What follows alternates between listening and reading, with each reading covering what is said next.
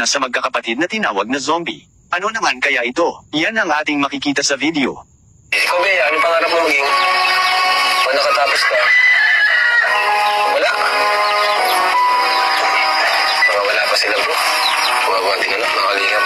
Kasi, yun nga po, kukulangan sa pakikipag-socialize.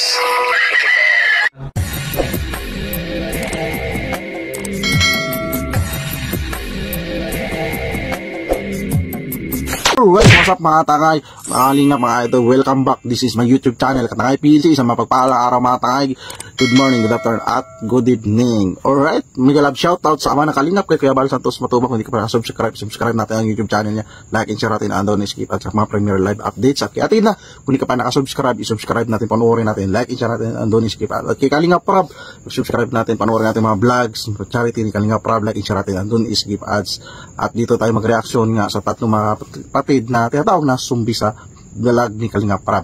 So hindi ka pa nakasubscribe sa aking YouTube channel, mag-subscribe ka na para updating ka sa mga upload reaction ko. At hindi ka pa nakasubscribe sa aking o nakapalo sa Facebook ko Katangay PLC, FB page ko Katangay PLC 2.0, magpalo ka na para updating sa mga upload reaction. Totoo kaya ito? Si Kalingap Prab may kinausap na isang doktor ng tatlong mga kapatid. So tara mga tangay, samahan nyo ko at gawa natin ng reaction, tara. Kalingap Prab may kinausap na isang magaling na doktor. May makakatulong na sa kanilang karamdaman. Isang ipagpalang araw sa inyong lahat. Magandang balita ito. May kinausap na sa Kalingap Prab. Kung totoo to, na isang doktor makakatulong to sa tatlong mga kapatid, diba alam naman natin ang sitwasyon nila, ay kailangan talaga na malaman kung ano talaga matukoy yung kanilang karamdaman, diba? Tara. Kalingap, sanay hindi nyo po makalimutan na mag-like sa video na ito. Like natin. At paunawa, tapusin muna ang kabuuan ng video na ito mga Kalingap. At para diba, yung viewers, nagaba sila sa thumbnail. Kung nireaksyonan kung thumbnail natin, kung totoo man. So tapusin muna yung video bago tayo mag-comment sa comment down below kung ano nilalaman na nireaksyonan ko. Para hindi tayo mag-create ng bashing, mga idol, mga Kalingap. Tuloy natin. Malaman ang nilalaman nito. At maraming salamat po mga Kalingap sa pagpatuloy na pagsuporta, lalo na kay Kuya Bal Santos Matubang at kay Ate Ed Vlogs at Kalingap Prab. Maraming salamat po. Kalingap Prab may kinausap na isang magaling na doktor at may makakatulong na sa karamdaman ng magkakapatid na tinawag na zombie. Pero bago yung mga Kalingap ay pag-usapan muna natin mga Kalingap ang patungkol sa kanilang kalagayan na kung saan grabe talaga ang kanilang pagkamahiyain, which is hindi na po ito normal sa mga katulad nila. Totoo yan. Grabing mahiyain na nila. So kailangan talaga na mabigyan sila ng confidence, tulungan nila sarili nila. So maganda ito, counseling, di ba, mga idol? At bakit? Dahil sa mga ganyang edad, mga Kalingap ay marunong na yan sumagot ng maayos kapag tinatanong. Ngunit mapansin natin sa kanilang kalagayan ay hindi pa rin sila nagsasalita masyado. At kahit na tinatanong ito ni Kalingap Prab, sa mga ganitong kaso mga Kalingap ay nararapat lang talagang may trick. Grabe, paulit-ulit si Kalingap Prab, tanong sila, hindi sila sumasagot. So pati mga viewers na iinis na rin. May maraming nag-a-advise, ipag-doktor o i-counseling. Baka mayroong hindi na maganda nangyari sa kanila. So napagbibintana yung tatay nila kung anong ginawa sa nila.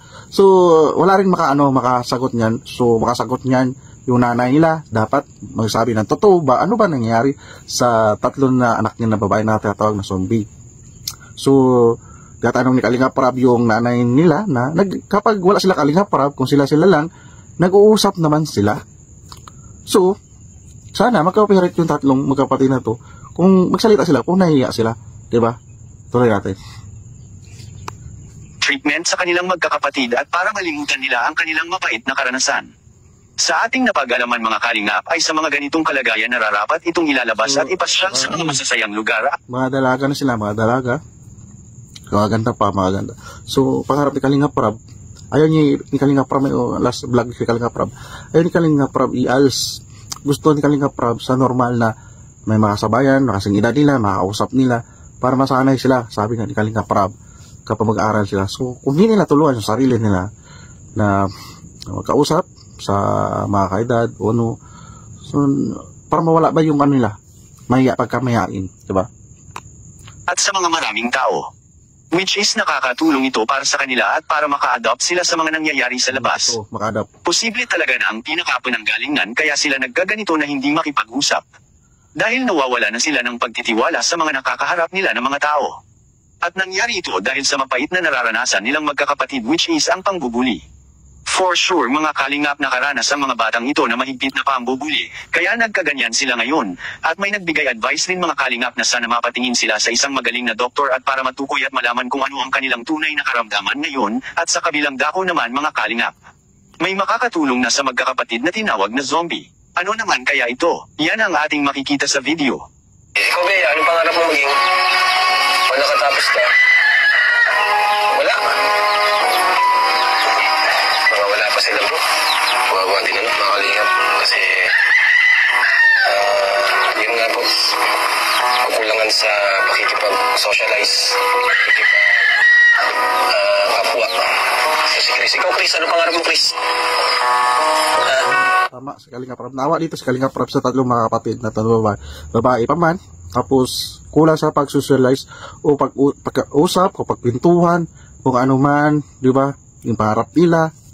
Yan isa inaano ni Kalinga Prab na natulungan sila socialize, makapag-usap sa kapwa tao, kapwa ano nila, edad, di ba? So, ano siya?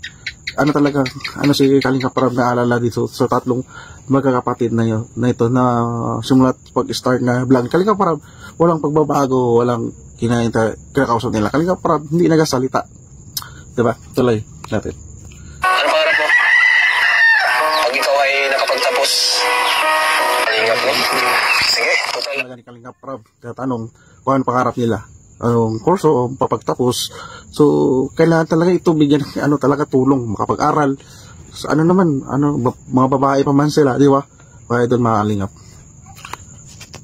Ay, nagsagot naman kayo. Pasado kayo sa challenge. Ngayon, ibigay ko na sa inyo itong aking pasalubong. Ayan.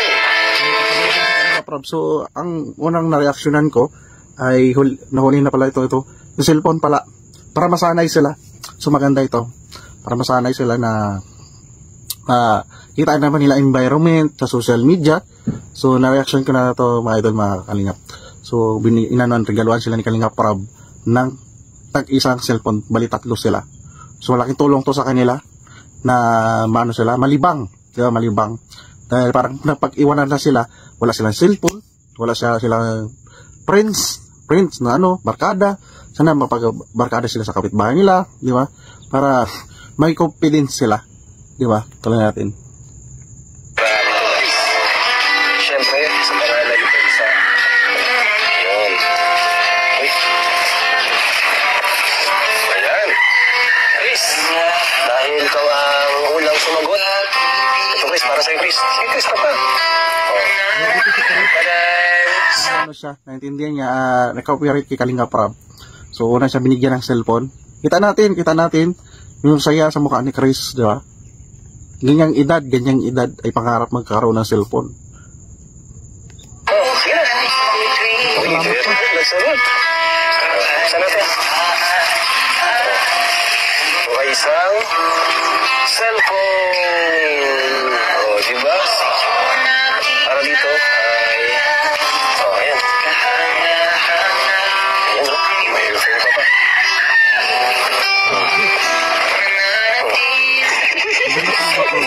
Hindi na magwalang dyan. Hindi na wala. Ano? Okay mo lang. Masisira yan. Nakagalit ka na? Hindi na. Di ba? Ano ba yan? At ano yan, makakatulong yan sa inyo para kayo ay mamulat sa labas. Yung mga nangyayari sa labas. At ito naman dalawa ay para kay Melissa and Bea. Kalinga Prab parang hindi nagatingin kay Kalinga Prab si Melissa at Bea. Melissa. Uy, very good. Nagsasalita naman. Pasalamat naman. So, ibig sabihin nahiya. Pasalamat sila. Kasalita naman. Melissa. Kay Bea. Nagkasalamat. So, ibig sabihin, nahiya lang. Nagpapasalamat, nagkasalita naman. May cellphone na kayo. Tig-isa na kayong cellphone. O, panoorin nyo yung vlog natin. Vlog ko. Nakasalita naman, pagbigay ni Kalinga Prab, nagpasalamat sila. So, ibig sabihin, nahihiya lang. Anong confidence nila? So, siyempre, gwaping si Kalinga Prab, artistahin. So, sila dalaga na. Tapos, may kamera nakakuha sa kanila. So, ano lang sila? Parang, hindi sila na-civilize. O hindi sila sanay. Diba? Na may tao, kapwa-tao. Kaya, sabi nga ni Kalinga Prab, ay hindi sila sanay sa socialize o ganyang sitwasyon na may mga iba-ibang tao, may kamera. So, isa yan, parang iniiwas nila yung mukha nila. So, hindi naman, kailangan din Kalinga Prab ma-interview sila. Diba? Dapat maunawaan nila para bawat yung pagkuha sa kanilang pag-vlog, ay mapupunta naman sa kanila yan. Dapat maunawaan nila bakit may kamera. Diba? Kaya isa siguro yan, nahiya sila, ma-expose. Diba? Expose sa camera, picture.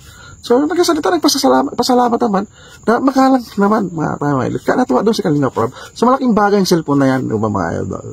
So, alright mga tayo, yan ang reaction ko. Pakabisita na lang ang full video na yan sa YouTube channel ni Kalinga Prab. I-like, i-subscribe ito. Andun, i-skip ads. At kay Kuya Bal, sama na Kalingap. Kung hindi ka pa nakasubscribe, i-subscribe natin. I-like, i-share natin. Andun, i-skip ads. At kay Ate Ida, kung hindi ka pa nakasubscribe, i-subscribe natin. Like, i-share natin. Andun, i-skip ads. At hindi ka pa nakasubscribe sa aking munting YouTube channel, Katangay PLC. Subscribe ka na para updated ka sa mga upload reaction ko ganito. At hindi ka pa nakapalo sa Facebook ko, Katangay PLC, at FB page ko, Katangay PLC 2.0. Magpalo ka na para updated ka sa mga upload reaction ko. So alright mga idol, mga Kalingap, maraming salamat pagsama, panuunod sa aking reaction at sa next reaction ko. Samahan nyo ako mag-reaction. So maraming salamat at lagi tayo mag-ingat mga idol. Adios, bye, thank you.